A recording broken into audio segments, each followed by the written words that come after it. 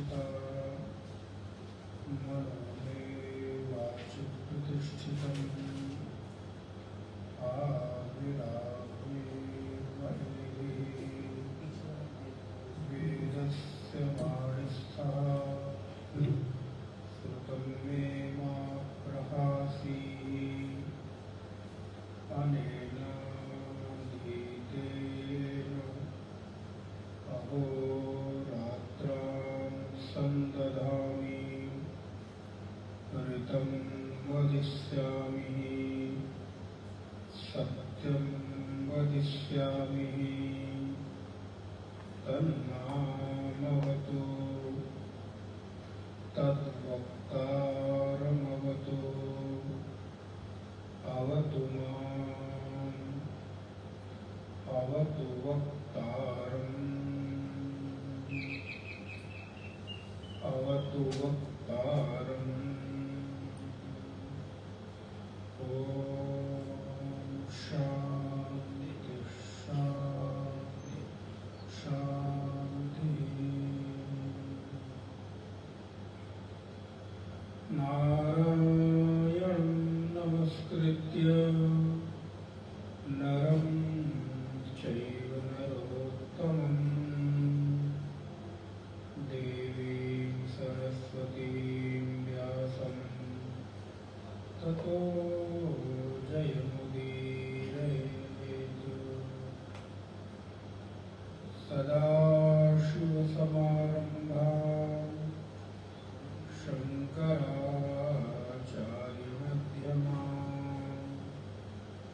अस्मदाचार्यपर्यन्तां वन्दे गुरुपरम्पराम्। वागर्थायव सम्पृक्तौ वागर्थप्रतिपत्तये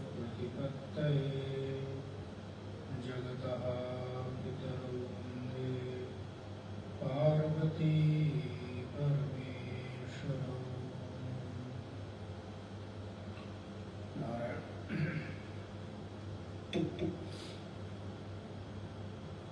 पूर्व की कक्षाओं में हम लोगों ने तैत्तिरीय उपनिषद के ब्रह्मानंद वल्ली के प्रथम द्वितीय अनुवाद को देखा, तृतीय अनुवाद को थोड़ा विस्तार किया, जहाँ पर भगवती श्रुति हम लोगों को उपदेश करती है कि जो सत्य है उस सत्य को ही हम लोग उस ब्रह्म तत्व की प्राप्ति के लिए एक सिरा मानकर चले और दूसरा सिरा श्रद्धा का मानकर चले। इस प्रकार अनुवाद नंबर 4 में यतो वाचो निवर्तन्ते अप्राप्य मनसा सह आनंदम ब्रह्मणो विद्वान न विभेति कदाचनेति तस्यैष एव शारीर आत्मा। आप लोगों के पास शायद सबके पास पुस्तक तो नहीं है, लेकिन फिर भी देख सकते हैं। आपको मिल गया कि नहीं?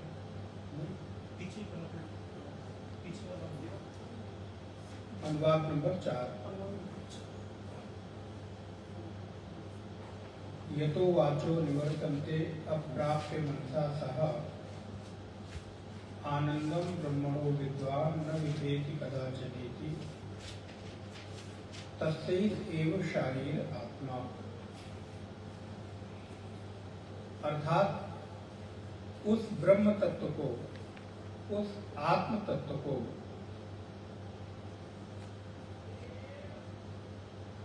जानने के लिए सबसे पहले हम अपने मन की वृत्तियों को, मन की कल्पनाओं को ही एक आधार बनाते हैं। और यह भी सच है कि इस संसार में जितने भी कुछ हमें दिखाई दे रहे हैं, विचार, वृत्तियां, वो सब हमारे मन के भीतर ही पहला थॉट लेकर आते हैं। तो नारायण, जब हम पहला विचार करते हैं तो हमको ऐसी आदत पड़ गई है कि हम कुछ भी कल्पना, कुछ भी विचार मन के बियॉन्ड जाकर, मन के इतर जाकर सोच नहीं पाते। तो जब हम लोग शास्त्र श्रवण करते हैं, सद्गुरु के मुख से सुनते हैं कि वो ब्रह्म तत्व एक ऐसा है, तो उस ब्रह्म तत्व को भी हम फिर एक आत्म चेतना के ही रूप में, उसको किसी वृत्ति और विषय के रूप में देखना चाहते हैं। उसको भी मानो हम किसी विषयाकार वृत्ति के माध्यम से आकार बनाना चाहते हैं। जैसे मान लीजिए माइक है, ये पुस्तक है, ये टेबल है, तो एक विचार के माध्यम से हम इसको देख रहे हैं, इसका ज्ञान कर रहे हैं। तो हमें लगता है कि जो जो हमारे मन के वृत्ति के भीतर आएगा वही ब्रह्म होगा। जबकि श्रुति कहती है कि यतो वाचो निवर्तन्ते, जहां से मन, वाणी उसको पाना तो चाहे, पहुंचना तो चाहे वहां, लेकिन वो पहुंच नहीं सकता। अर्थात वो ब्रह्म तत्व, वो चैतन्य तत्व मन सहित वाणी, विचार, वृत्तियां उसको प्राप्त नहीं कर सकते। बोले जब वृत्ति से, विचार से प्राप्त नहीं कर सकते तो फिर तो उसके बारे में सोचना ही बेकार है। बोले नहीं, क्योंकि इसका सिद्धांत यह है कि जो जो वृत्ति के विषय बन जाते हैं, जो जो कोई आपके वृत्ति के भीतर आ जाता है, वो बहुत देर तक टिकता नहीं। आप विचार करके देखिए, आपकी वृत्ति की सामर्थ्य कितनी है, आपके विचारों की सामर्थ्य कितनी है। जो जो आपके वृत्ति के भीतर आता है वो थोड़ी देर के बाद गायब हो जाता है। किसी घर को सोचो, मकान को सोचो, दुकान को सोचो, परिवार को सोचो, किसी सदस्य को सोचो, किसी देश को ले लो, कहीं घूमने गए, नदी, पहाड़, झरने, नक्षत्र, सूर्य, चंद्र, तारे, आपके वृत्ति के भीतर कितनी देर वो टिकते हैं। बोले आए और चले गए, क्योंकि हमारे वृत्तियों की सामर्थ्य इतनी नहीं है कि किसी विषय को बहुत देर तक रोक कर रख सके। हमारी सामर्थ्य का अभाव यह है कि मैं किसी वृत्ति को, किसी विचार को बहुत देर तक रोक कर नहीं रख सकते। उसको छोड़ दो, हम हमारे साथ जीवन में घटित घटनाओं को बहुत देर तक होल्ड करके नहीं रख पाते, जो कि हमारी निज अनुभूति है। और फिर अरे छोड़ो, दिमाग पे कई बार कितना जोर पड़ता है, अरे मैं नहीं हो सकता, छोड़ जाओ। आप देखिए आपकी सामर्थ्य कितनी है, 10 सेकंड, 20 सेकंड, मुझे लगता है ये भी ज्यादा मैंने कह दिया। सेकंड, 2 सेकंड, 5 सेकंड में ही हम अपने आप को कमजोर अनुभव करने लगते हैं। किसी वृत्ति पर विचार बहुत देर तक कर नहीं पाते। और हमें जानना क्या है, अनुभव क्या करना है, उस ब्रह्म तत्व के बारे में, उस चैतन्य तत्व के बारे में, जो पूरे विश्व का, पूरे यूनिवर्स का एकमात्र सत्य तत्व है, जो सूक्ष्माति सूक्ष्म है, व्यापक है, विराट है, अनंत है। तो अनंत को यदि बुद्धि की वृत्ति का विषय बना लेंगे तो अनंत कैसे रहा। ध्यान दीजिएगा, यदि हम कहते हैं कि ब्रह्म तत्व अनंत है, ब्रह्म तत्व अनादि है, व्यापक है, सूक्ष्माति सूक्ष्म है, और फिर हम दूसरी तरफ चाहते भी क्या है कि वो मेरी वृत्ति का विषय बन जाए। भगवान मुझे दर्शन क्यों नहीं देते? अरे भैया, जो अनंत है वो अनंत यदि तुम्हारी बुद्धि वृत्ति का विषय बन जाएगा तो अनंत कैसे रहेगा? बात शायद पकड़ में आए। अनंत तो वही है जिसको आप पकड़ न सके, जिसको आप जानना तो चाहे, पकड़ना तो चाहे, लेकिन वो आपकी पकड़ का विषय ना बने। इसीलिए तो श्रुति कहती है यतो वाचो निवर्तन्ते अप्राप्य मनसा सह। मन अवांग अमन अगोचरम। अन्य उपनिषदों में कहते हैं वो ब्रह्म तत्व कैसा है? बोले अवांग अमन अगोचरम। मन, वाणी और इंद्रियों का गोचर नहीं होता। गोचर माने दिखाई नहीं देता, स्पष्ट नहीं होता। इसलिए उस ब्रह्म तत्व को आप अपनी इस बुद्धि वृत्ति के द्वारा नहीं देख सकते। और यदि ऐसा हो गया तो वो अनंत फिर अनंत नहीं रह जाएगा,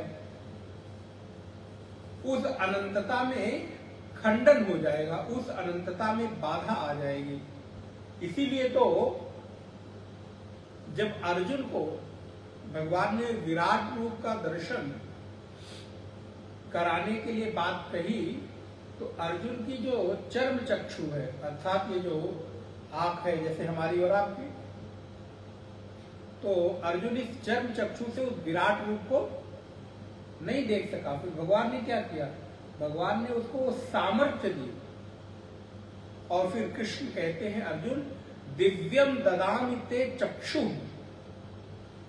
अब मैं तुम्हें दिव्य चक्षु प्रदान कर रहा हूं, जिस दिव्य चक्षु के बल पर तुम हमारी अनंतता को, विराटता को, व्यापकता को देख सकते हो। तुम इन अपनी आंखों के द्वारा, इन चर्म चक्षुओं के द्वारा हमारे विराट रूप का दर्शन नहीं कर सकते, क्योंकि इनमें इतनी सामर्थ्य नहीं है। तब भगवान ने उसको विराट रूप दर्शन दिया, दिव्य चक्षु प्रदान किया। और दिव्य चक्षु प्रदान करने का तात्पर्य ऐसा नहीं कि एक आंख के बदले 2-4 आंखें लगा दी। बोले वो सामर्थ्य दी, भीतर विचार की सामर्थ्य, पकड़ने की सामर्थ्य, उस तत्व को अनुभव करने की सामर्थ्य।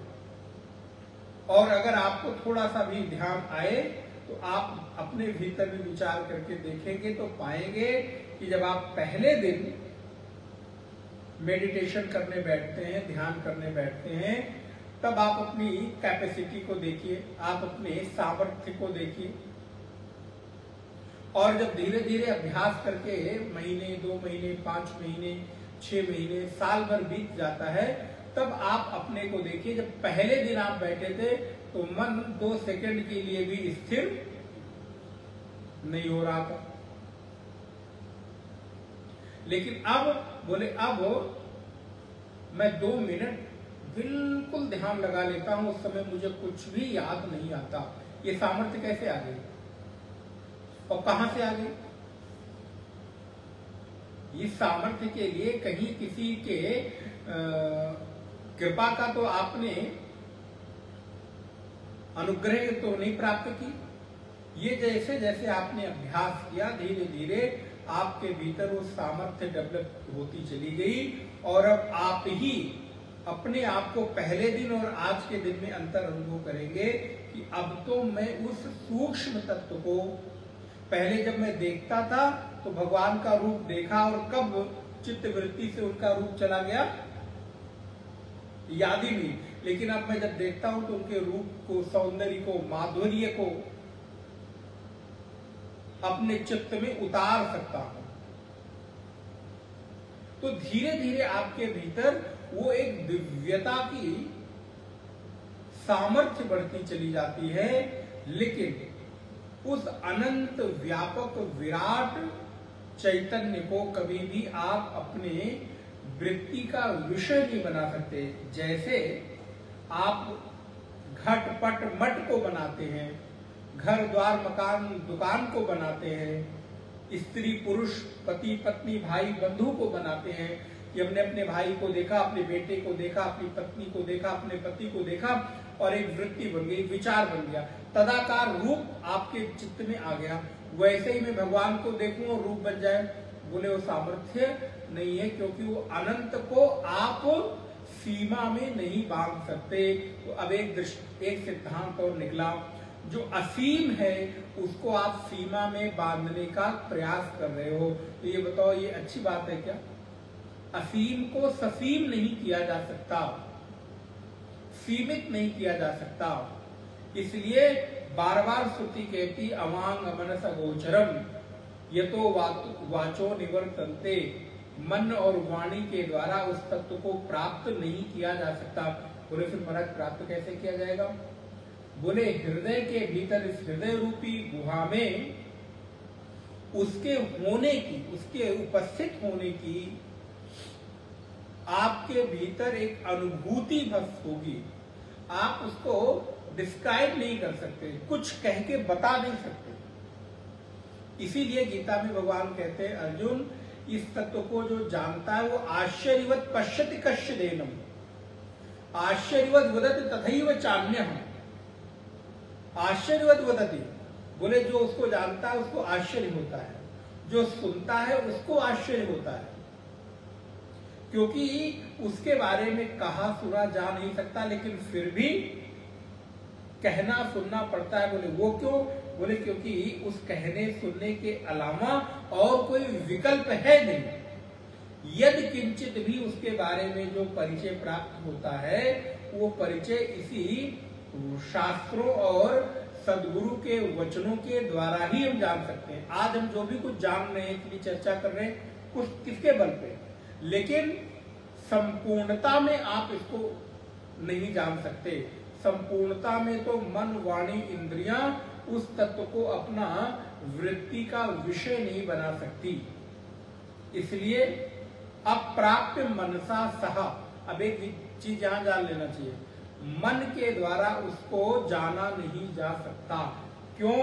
क्योंकि मन से जो कुछ भी जानते हो वो बहुत देर तक टिकता, विचार करके देखिए। ये बड़ी जिम्मेदारी पूर्वक और बहुत आपको हम निश्चित पूर्वक कह सकते हैं कि जो जो कुछ भी आपने मन से आज तक जाना वो कितनी देर टिका। मन के बनाए हुए विषयों को आप बहुत देर तक रोक कर नहीं रख सकते, आता है और चला जाता है। वो लुका छिपी का पहले लोग खेल खेलते थे ना बचपन में, कोई दरवाजे के पीछे छुप गया, कोई वो अनाज का ढेर रखा रहता था, ड्रम आदि उसके पीछे छिप गया, कोई बेड के नीचे चला गया, कोई टेबल के नीचे चला गया। तो अंधेरे में खेलते थे प्राय, वो शाम के समय बच्चे जब स्कूल से आते थे, बहुत दिन बाद याद आया वो खेल, आज लुका छिपी का खेल होता था।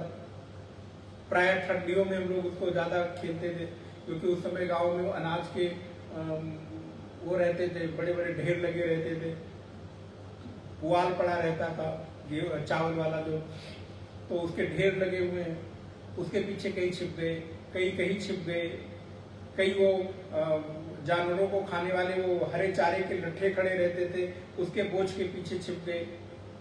तो जो एक व्यक्ति खोजता था वो देखा ये व्यक्ति तो यहाँ, जैसे दिखा हमारी उसकी नजर पड़ी, वो भाग के कहीं और जाके छुप गया।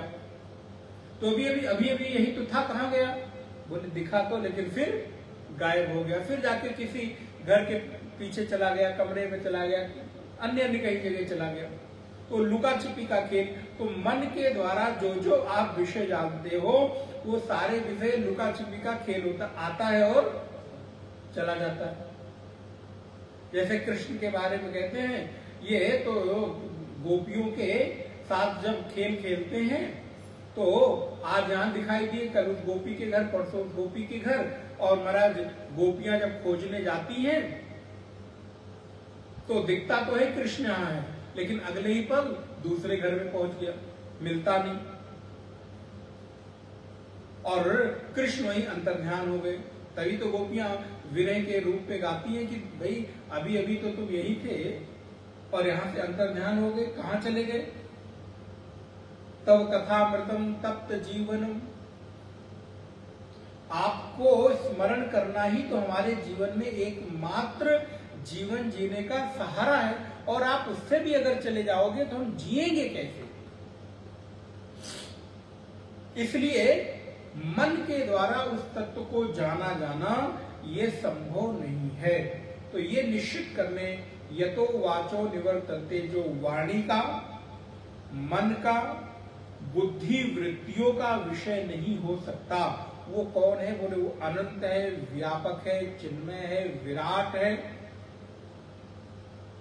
और वो अनंत तत्व हमारे अपने हृदय रूपी गुहा में छिपा बैठा हुआ है। और जैसे जैसे हम जब पंच कोशों का निरसन करते हैं, अब आप ये पंच कोश जानते ही होंगे, अब हर बार हर चीज का तो विस्तार नहीं किया जा सकता। अन्नमय कोश, प्राणमय कोश, मनोमय कोश, विज्ञानमय कोश और आनंदमय कोश, ये जो पंच कोश हैं, इन पंच कोशों से इतर करके हमारी जो जागृत, स्वप्न और सुषुप्ति अवस्था है, इससे इतर करके हमारा जो स्थूल, सूक्ष्म और कारण शरीर है, इससे इतर करके तो आत्म तत्व कैसा है?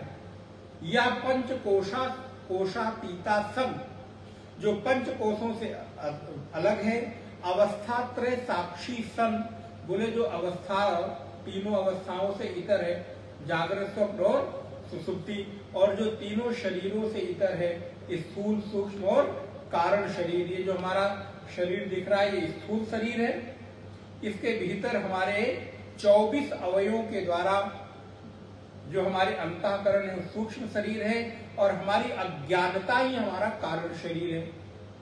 आत्मा तो बोले आत्मा इन पंचकोशों से, अवस्था त्रय से और शरीर त्रय से इतर करके देखने को मिलता है। तो जो इससे अलग है, कौन जानता है? बोले आनंदम ब्राह्मणो विद्वान, उस मन वाणी से प्राप्त न होने वाले ब्रह्म को, ब्रह्म के आनंद को जानने वाला कभी डरता नहीं, न विभेद कदाचरेति। बड़ी सुंदर बात। आज के समय में जो हम लोगों को बड़ी एंजाइटी हो रही है ना, आज के समय की सबसे बड़ी विडंबना है अनिद्रा। सबसे बड़ा रोग है कि व्यक्ति के भीतर भय है, डर है, और किसका? बोले अज्ञात भय। बिना किसी कारण के हम जो एक अज्ञात डर में जी रहे हैं। क्यों जी रहे हैं? क्योंकि हम अपने स्वरूप को अथवा हम अपने अस्तित्व को विराट नहीं जानते, अनंत नहीं जानते। हमने अभी इस असीम को सीमा में बांध रखा है, और हमें लगता है कि मैं मेरे अस्तित्व को समाप्त कर दूंगा तो मैं जीऊंगा कैसे? तो इसलिए जब हम अपने स्वयं के अस्तित्व के खतरे को थोड़ा सा भी भापते हैं तो हमको भय लगने लगता है। आज आप देखिए, पूरे के पूरे हमारे डर, भय का कारण क्या है? शरीर, अथवा हमारी संग्रह वृत्ति का कारण क्या है? शरीर। आपके पास जितनी वस्तुएं हैं, एक्स वाई जेड, और बहुत मैं जिम्मेदारी पूर्वक कह रहा हूं, जितनी वस्तुएं हैं, सुई से लेकर घर, मकान, दुकान, गाड़ी, मोटर से लेकर जो भी कुछ है, वो सब किसके लिए है? सुविधा के जितने संसाधन है वो किसके लिए है? यही अंतर है भौतिक विज्ञान। भौतिक विज्ञान से तात्पर्य खाली भौतिक विज्ञान ही, पूरा विज्ञान ले लीजिए। विज्ञान में और अध्यात्म में यही अंतर है। विज्ञान जो भी कार्य करता है वो केवल स्थूलता के लिए कार्य करता है, स्थूल तत्वों के लिए, अर्थात शरीर के लिए। विज्ञान का कोई भी विस्तार शरीर के अतिरिक्त हो तो आप बताइए, कुछ भी जो भी आज तक वैज्ञानिकों ने, साइंटिस्टों ने डेवलप किया है, शोध किया है, वो सब कुछ किसके इर्द गिर्द घूम रहा है? शरीर के भीतर। जबकि ये शरीर आज है और कल रहने वाला नहीं है। इसके रहने न रहने की कोई समय सीमा तय नहीं है।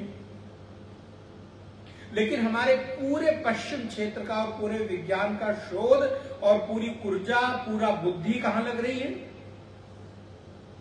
और अध्यात्म की खोज। बोले शरीर की चर्चा ही नहीं करते। हाँ, माध्यम है, इसलिए इसको ठीक रखो जब तक भगवान ने दे रखा है प्रारब्ध के कारण, तब तक इसको ठीक रखो, स्वस्थ रखो, वो ठीक है, साफ सुथरा रखो। लेकिन आपकी ऊर्जा का क्षरण नाशवान तत्व के लिए नहीं होना चाहिए। जो आज है और कल नहीं रहने वाला है, उसके लिए आप अपने पूरे जीवन को नष्ट किए जा रहे हो। लेकिन आज हमारा पूरा का पूरा जीवन इसी के इर्द गिर्द घूम रहा है। आप एक भी चीज ऐसी उठा के देख लीजिए, हमें लगता है अगर आप सुबह उठ के 5-10 मिनट, आधे घंटे जो भी ध्यान, पूजा, उपासना करते होंगे, उसको छोड़कर अगर करते हो, नहीं तो 2 अगरबत्ती जला दिए, उसी उतने में संतुष्टि हो गई, एक दिया जला दिया, उसी उतने में संतुष्टि हो गई, वो छोड़ दिया जाए। इसके अतिरिक्त सुबह से रात्रि तक जो भी संसाधन, सुख सुविधाएं, वो किसके लिए? घर, शरीर के लिए। इतना बड़ा किचन, शरीर के लिए। बेडरूम, शरीर के लिए। बड़ी गाड़ी, शरीर के लिए। वातानुकूलित कमरा, शरीर के लिए। मकान, दुकान, अच्छा उसको छोड़ो, जिस एक किसी संबंध को पाने के लिए हम गिड़गिड़ाते हो, किसके लिए? चाहे पति का हो, पत्नी के प्रति हो, पत्नी का पति के प्रति हो, भाई का हो, बेटे का हो, बेटी का हो, किसी मित्र का हो, वो सब किसके लिए? शरीर तक के लिए ही तो। आपको लगता है कि कोई हमारा सगा संबंधी रहेगा, कोई हमारा जानने वाला रहेगा, तो हमको सुख मिलेगा, सुकून मिलेगा, हमको थोड़ा आनंद मिलेगा। जबकि वो आज है और कल नहीं रहने वाला, ये बिल्कुल स्पष्ट है। और वो नहीं रहेगा, इस भय के कारण हम क्या करते रहते हैं? डरते रहते हैं। उसके ना होने का जो मन में एक अज्ञात वृत्ति उठती है, एक विचार उठता है, वो हमको भयभीत कर देता है। अरे ये नहीं रहे तो क्या होगा? अच्छा ये नहीं थे तो क्या हुआ था? कभी आप ऐसे विचार करके देखो, क्या जब पैदा हुए तो वो थे? नहीं रहोगे, अच्छा तुम अपने स्वार्थ के लिए तो सोचते हो कि ये नहीं रहेंगे तो मेरा क्या होगा, तुम नहीं रहोगे तो उसका क्या होगा? कभी ये सोचा? भाई ये भी तो विचार होना चाहिए कि आज ये व्यक्ति है तो मेरा कार्य कर रहा है, अथवा मुझे लाभ मिल रहा है, मुझे सुख मिल रहा है, ठीक है, तुम नहीं रहे तो उसका क्या होगा जिससे तुम ये अपेक्षा कर रहे थे? बोले महाराज कहाँ ये फालतू की बातें आप कर रहे हैं, ये तो जाने दीजिए, जो जैसा है वैसा रहने दीजिए, वो सब बिल्कुल पर्दे पे रहने दीजिए। हम अपनी सोच ले, अपनी देख ले, बात की बात क्या, हमको क्या फर्क पड़ता है, जो है नहीं देखा जाएगा। बोले यही तो हो विचार आपको करना, और यही विचार आपके भीतर के भय को समाप्त करेगा। ध्यान रखिए, भय को समाप्त करने के लिए कोई दवाई नहीं बनी है। भय को समाप्त करने का एक ही उपाय है, वो है विचार। हम अपने ही विचारों से भयभीत होते हैं और हम अपने ही विचारों से निर्भय होते हैं। हम डॉक्टर्स के यहां जाते हैं, वो क्या करते हैं? आपको सुनते हैं, आपके विचारों में परिवर्तन करते हैं, आपको थोड़ा राय देते हैं, और आपके भीतर थोड़ी सी वृत्ति का बदलाव होता है और आपको लगता है कि आप थोड़े ठीक हो रहे हैं। इसीलिए बहुत सारी चीजें आपके मन के वृत्ति और विचारों पर निर्भर करता है। आपका जो अज्ञात के प्रति एक डर है, आपके जीवन के दुख का, कष्ट का कारण यही है। इसीलिए श्रुति कहती आनंदम ब्रह्मणो विद्वान। जो लोग उस आनंद ब्रह्म तत्व को जानते हैं वो कभी डरते न विभेति। विभेति माने डरना। कदाचनेति, कभी भी वो डरते नहीं। क्यों नहीं डरते? क्योंकि उनको मालूम है हम जिसके लिए डर रहे हैं वो आज है और कल नहीं रहने वाला। यही तो अर्जुन को भगवान कहते हैं, अर्जुन तुम क्यों चिंता करते हो? जिसके लिए तुम चिंता कर रहे हो वो आज है, कल नहीं रहने वाले।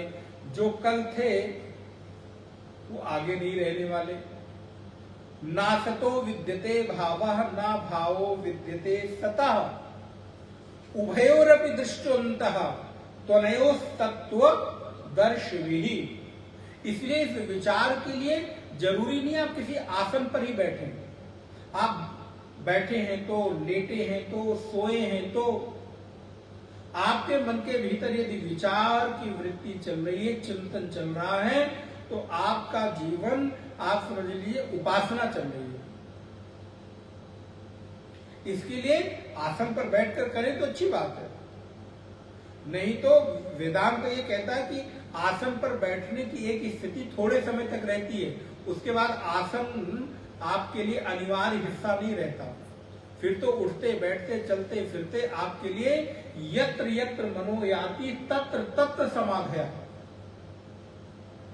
जहां जहां मन जाता है, जहां जहां वृत्तियां जाती हैं, वहां वहां तुम्हारी समाधि की स्थिति हो जाती है। अगर वो दशा आ गई है तभी तो आपके भीतर एक नए नए विचार स्फुरित होंगे। लगता है कि आप हमारे आचार्यों को देखिए, महापुरुषों को देखिए, संतों को देखिए, आप उनको कभी उस तरह से चिंतन करते हुए नहीं देखेंगे। कभी बैठकर ऐसा चिंतन नहीं हो रहा है, लेकिन जब बैठते हैं, विचार विमर्श करते हैं, प्रवचन सत्संग करते हैं, तो एक नवीन नवीन विचारों की स्फुटीकरण होता है। कहां से हो रहा है? बोले वो भीतर उनकी हर स्थिति में जो मनोवृत्ति है, मनोविचार है, वहां पर वो चिंतन चल रहा है। संसार का व्यवहार जरूर कर रहे हैं और ये आपके लिए भी होना चाहिए। आप संसार का व्यवहार जरूर करें, अपने कर्तव्यों का पालन करें, लेकिन उसके पहले आपका सबसे पहला कर्तव्य अपने लिए है। ध्यान रखिए, आपका कोई कर्तव्य आपसे अधिक महत्वपूर्ण नहीं रखता। चाहे वो माँ हो, चाहे वो बेटा हो, चाहे बहू हो, चाहे वो पिता हो, चाहे वो पति हो, चाहे वो पत्नी, कोई भी हो, आपका आपके जीवन से अधिक महत्वपूर्ण और कोई नहीं। बोले आप स्वार्थी बना रहे हैं? जी हाँ, स्वार्थी बना रहे हैं, क्योंकि आपका अपना जीवन आपके लिए मिला है। जब आप इस संसार में आए थे तो आपके कोई संबंध किसी के साथ जुड़े नहीं थे। धीरे धीरे संसार के स्वार्थ ने आपके संबंध आपको जोड़ दिए। फिर आपने इनको भाई कह दिया, उनको बहन कह दिया, उनको मित्र कह दिया, उनको पति कह दिया, उनको पत्नी कह दिया, उनको कुछ भी कह दिया।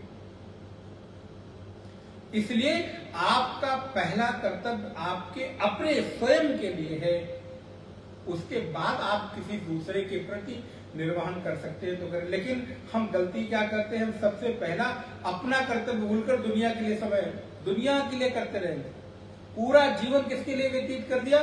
बोले महाराज घर, मकान, दुकान संभालते संभालते, घर की वो नासमान चीजें संभालते संभालते पूरा जीवन डस्टिंग करते करते, सोफा साफ करते करते जीवन व्यतीत कर दिया। किचन पूरा करते करते, किचन साफ करते करते। हमें हमारे लिए जो कर्तव्य था, बोले महाराज जो पता ही नहीं, ध्यान ही नहीं था। तो अंतिम समय में क्या होगा? बोले डर आपका परिणाम होगा, क्योंकि परीक्षा पत्र में जैसा आप लिखोगे वही तो रिजल्ट मिलेगा। तो आपने जीवन भर डर डर के स्थूल चीजों को संभाला है, तो अंतिम समय में आपको एंजाइटी होगी ही, भय होगा ही, एक अज्ञात तरह का आपके मन के भीतर विचार चलेगा।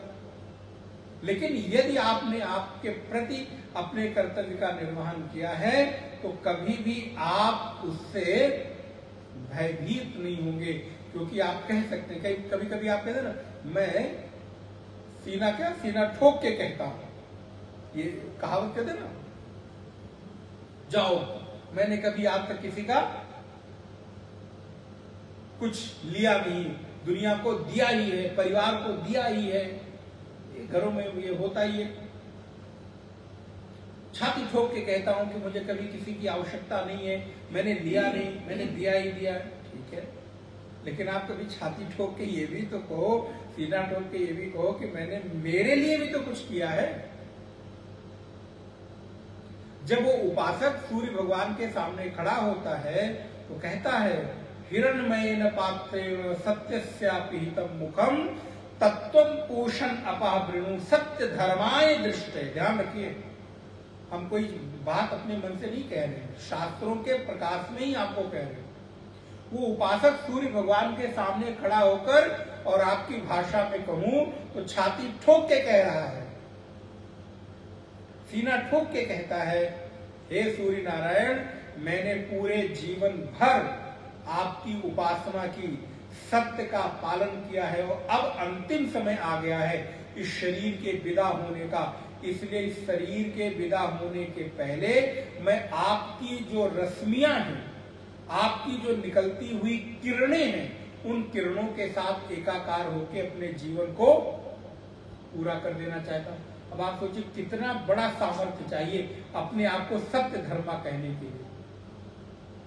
तो जैसे आप घर परिवार संसार के लिए खूब जोर जोर से ताली बजा बजा के कहते हो, छाती ठोक के कहते हो कि मैंने ऐसा किया वैसा किया, तो अगर कभी धीरे से कोई सद्गुरु, कोई संत आपसे पूछ ले भैया अपने लिए क्या किया, तो क्या तुम उतने ही कॉन्फिडेंस के साथ, उतने ही भरोसे के साथ, उतने ही विश्वास के साथ ये कह सकते हो कि हाँ मैंने अपने लिए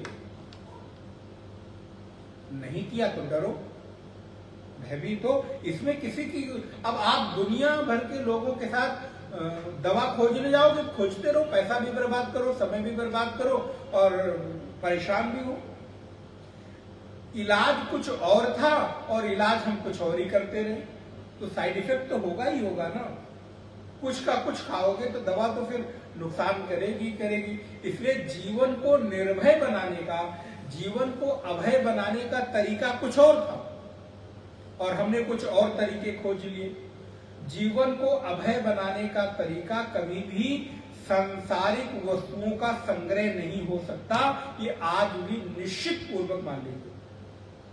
हाँ, जीवन यापन के लिए, जीवन जीने के लिए एक परिस्थिति, एक वातावरण होना चाहिए, एक ठीक ठीक चीजें होनी चाहिए, लेकिन वो वस्तुएं, वो चीजें, वो संग्रह आपको जीवन को निर्भय बना देंगी, ये कभी भी संभव। अगर ये हम लेकर जी रहे हैं तो हमारी धारणा गलत है।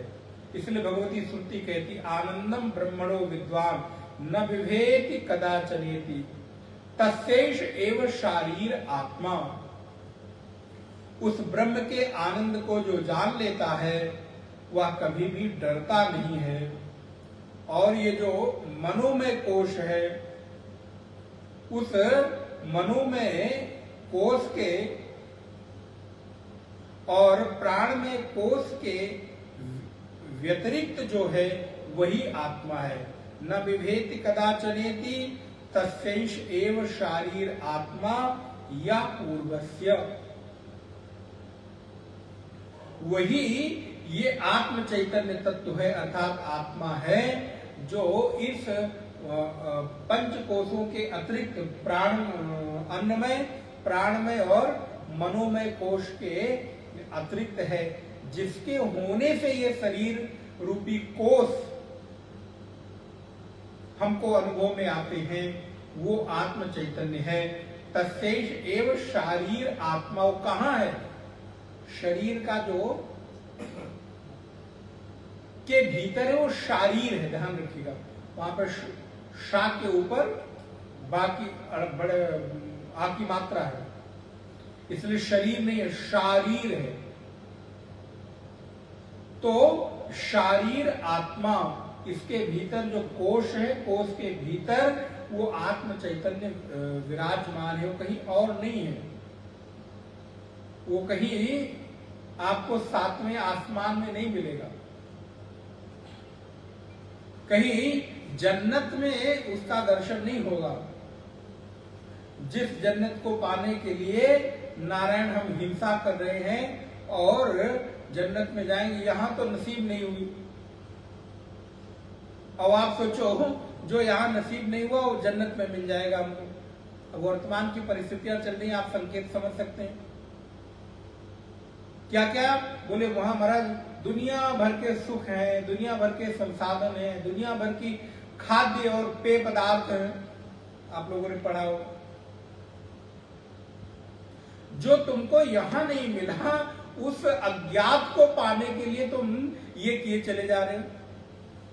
और मैंने शायद किसी दिन कहा था, या पुनः रिपीट कर दूं, कि पुण्य के प्रताप से स्वर्ग लोक की प्राप्ति तो संभव है, या पुण्य के प्रताप से तो ऐसी परिस्थितियां मिलने की आप कल्पना कर सकते हो, लेकिन हिंसा के बदले सुख मिल जाए ये कभी संभव नहीं। जब हिंसा के बदले यहाँ की सरकारें, हिंसा के बदले यहाँ का परिस्थिति, यहाँ का वातावरण आपको दुख और कष्ट देता है, तो हिंसा के बदले दूसरे किसी लोक में सुख मिल जाएगा, इसकी कल्पना व्यर्थ है। आप समझ पा रहे हैं मैं जो कह रहा हूं? आप अभी यहां परिवार में हिंसा कर दो, किसी को एक थप्पड़ मार दो, किसी को गाली दे दो, किसी को अपशब्द कह दो, तो हिंसा के बदले आपको क्या मिलता है? प्यार।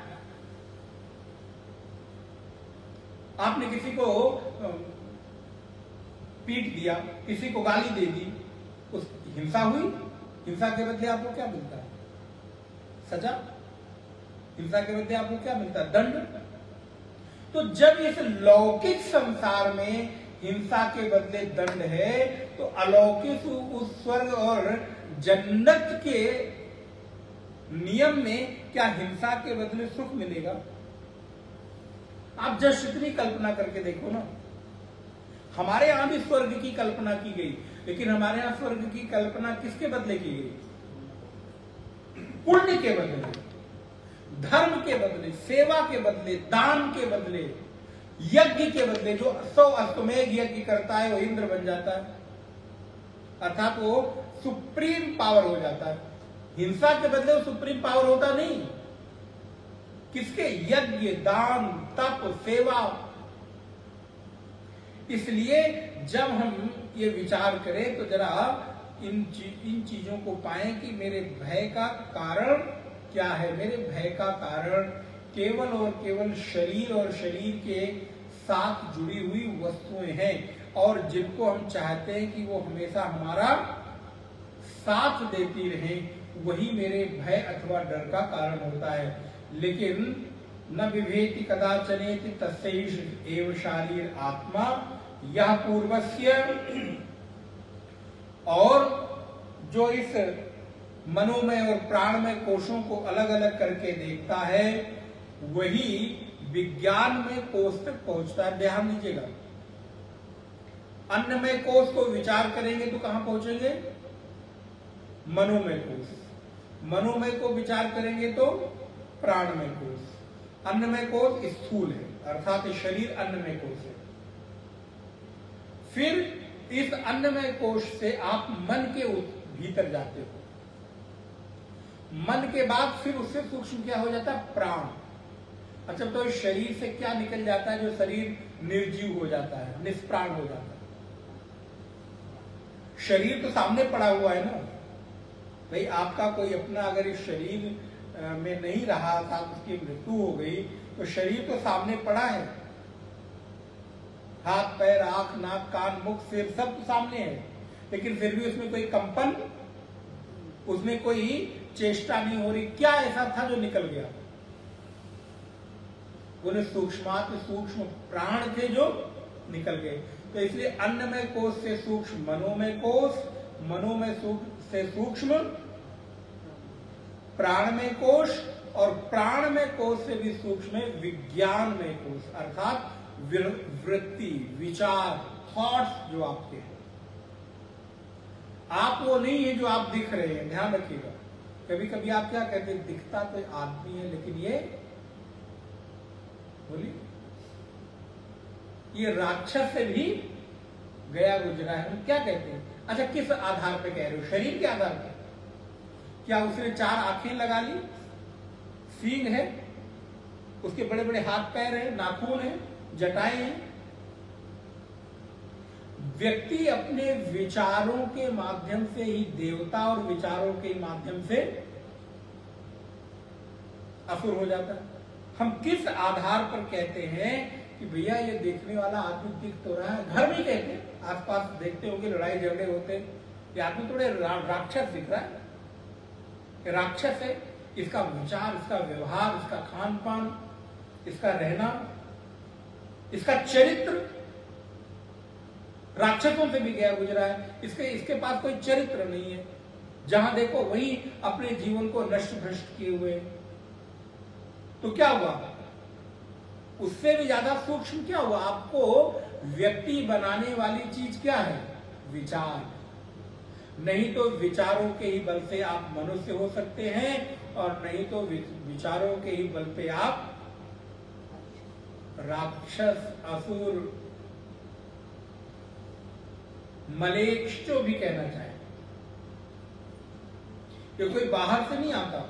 इसलिए वो विज्ञान में कोश जो उसको अलग करके देखता है, तो बोले एव शारीर आत्मा यह पूर्वस्य तस्माद व एतस्माद मनोमयात् अन्योन्यंतर आत्मा, ये उससे भीतर भीतर आत्मा है। अन्नमय कोश से भीतर मनोमय, मनोमय से भीतर प्राणमय, प्राणमय से भीतर विज्ञानमय, विज्ञानमय के भीतर आनंदमय, और आनंदमय के भीतर आत्म चैतन्य विराजमान है। वो तत्व विहित है। विज्ञानमय तेनैष पूर्णः सा वा एष पुरुष विद एव तस्य पुरुष विद एव।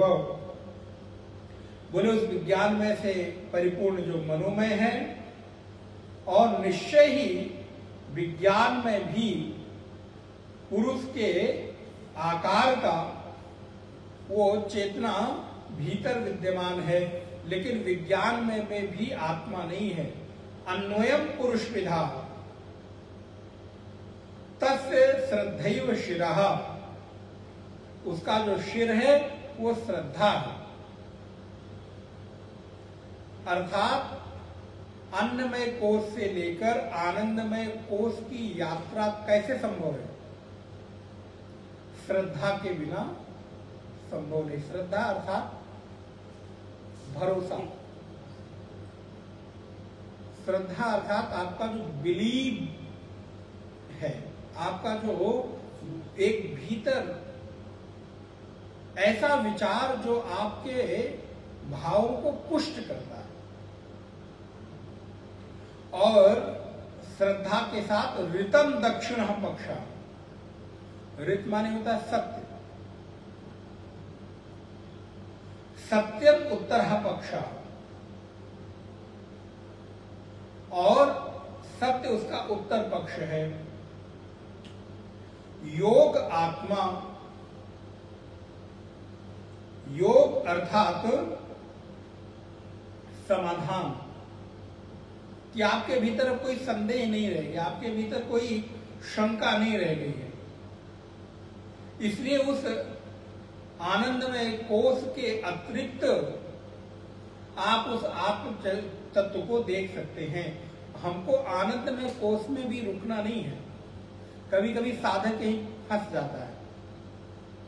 जब वो कोई थोड़ी साधना करने लगता है, जप करने लगता है, ध्यान करने लगता है, तो उसको थोड़ा थोड़ा रस मिलता है, या थोड़ी थोड़ी अपने भीतर कुछ श्रेष्ठता, विशिष्टता दिखने लगती है, या कभी उसने कुछ बात कह दी तो सच हो गई, बस अब हम सिद्ध हो गए, यही उलझ गया।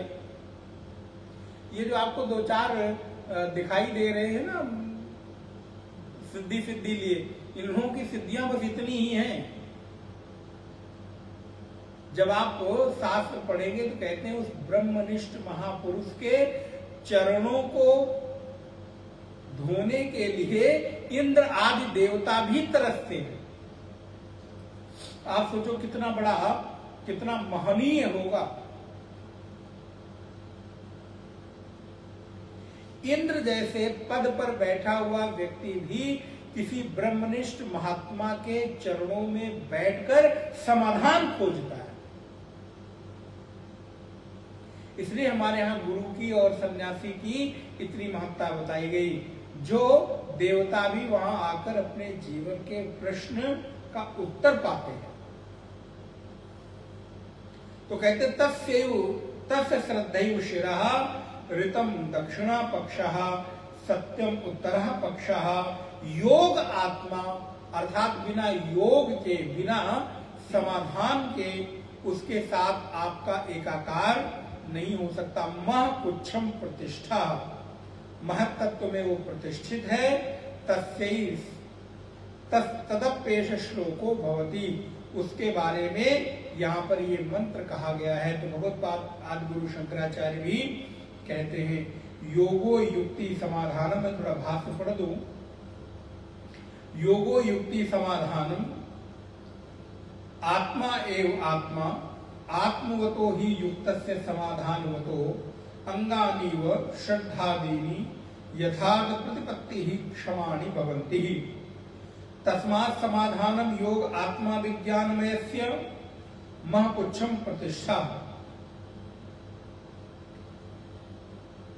मह इति महत्तत्वं प्रथमजम्, महादक्षरम प्रथमजम् इति श्रुत्यांतरात् पुच्छम प्रतिष्ठा कारणत्वात् कारणमी कार्याणाम प्रतिष्ठा, अर्थात वो महत् तत्व में प्रतिष्ठित है, वो वही उसका कारण है, इसलिए वो तत्व वहां पर प्रतिष्ठित है। तो तात्पर्य क्या हो गया कि जब तक भीतर समाधान नहीं होगा, संदेह के घेरे से आप बाहर आ जाओ। आप देखिए हमारे जीवन में संदेह बिल्कुल घर करके बैठा हुआ, हम स्वयं को उस निश्चित तत्व में प्रतिष्ठित करने को उद्यत नहीं है, उत्सुक नहीं है। इसलिए भगवती श्रुति कहती है कि वो तत्व इस पंचकोशों से अतिरिक्त है, और जो इन पंचकोशों के अतिरिक्त करके उसको देखता है वही उस तत्व को जान पाता है। अब अगला अनुवाद हम लोग अगली कक्षा में देखेंगे। ओम पूर्णमदः पूर्णमिदं पूर्णात् पूर्णमुदच्यते पूर्णस्य पूर्णमादाय पूर्णमेवावशिष्यते। ओम शांति।